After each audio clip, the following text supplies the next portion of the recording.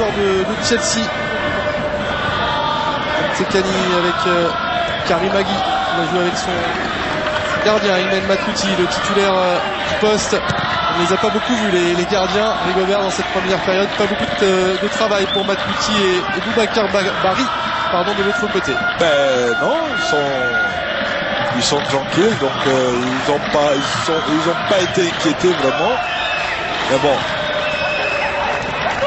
Ça ne serait tardé, pourquoi pas ici avec cette demi-volée soudaine signée Didier Drogba, le meilleur buteur de cette sélection ivoirienne, le meilleur buteur de l'histoire de la sélection ivoirienne. Rendez-vous compte, 50 buts en 75 sélections, un ratio assez incroyable.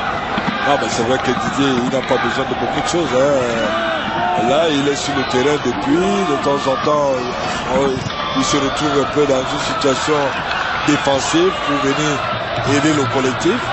Mais ne vous inquiétez pas que lorsqu'il aura une seule occasion tout de suite, on va bien entendre parler de lui, parce que des occasions, il n'en rate pas beaucoup lorsqu'il les a. Il aura certainement à cœur, on l'a dit, de réussir ce qui sera peut-être sa dernière Coupe d'Afrique des Nations. Bon ballon là sur la gauche, pas de hors-jeu pour Salomon Kalou. La frappe de Kalou est peut-être la première intervention d'Aimet Matouti dans cette première période. Kalou, il aime bien cette position là, il va sur le côté, donc il essaye de chercher son bon pied, c'est-à-dire le côté rentrant. Il rentre de l'intérieur avec le ballon pour essayer d'envelopper. C'est vrai que là il rate quand même sa frappe. Mais d'habitude, il aime bien sortir du couloir pour entrer vers l'intérieur. Effectivement, on l'a vu beaucoup bouger. Il a faim, Salomon Kalou, en manque de temps de jeu du côté de Chelsea. On parlait de sa situation tout à l'heure, et qui espère certainement se relancer à l'issue pendant cette Coupe d'Afrique des Nations 2012. 5 frappes tout de même pour la Côte d'Ivoire, aucune pour la Tunisie. La première cadrée pour Salomon Kalou il y a quelques instants. Ouais, encore un bon ballon, il n'y a pas de hors-jeu pour Salomon Kalou qui va y aller tout seul. La frappe et l'ouverture du score. L'ouverture du score, 44e minute de jeu. Il s'était montré dangereux il y a quelques instants. La Côte d'Ivoire et Salomon Kalou récompensés de leur domination. Ah oui, non, mais ça se sentait, hein. On a vu que bon, c'est l'un des joueurs, mais je dirais, qui était toujours à l'affût. On a vu qu'avant ce but-là, il y a quelques instants, on voit un bon ballon de Didier, vraiment entre l'intervalle de la défense tunisienne.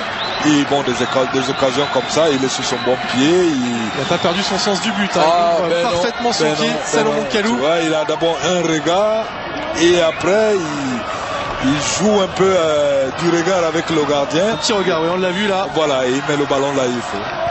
Le 14e but en 39 sélections, c'est pas mal aussi, hein, comme ratio pour Salomon Kalou, qui donne l'avantage à la Côte d'Ivoire à quelques instants de la fin du temps réglementaire. Avantage, on va le dire, presque mérité au vu de la physionomie de cette première période, au cours de laquelle la Côte d'Ivoire a légèrement dominé les débats.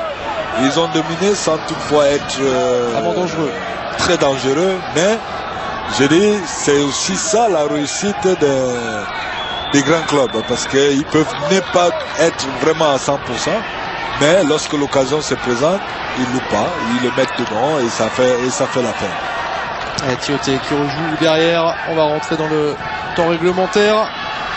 Monsieur Al-Janeabi a regardé sa montre il y a quelques instants. Il va renvoyer dans quelques instants les deux équipes au vestiaire.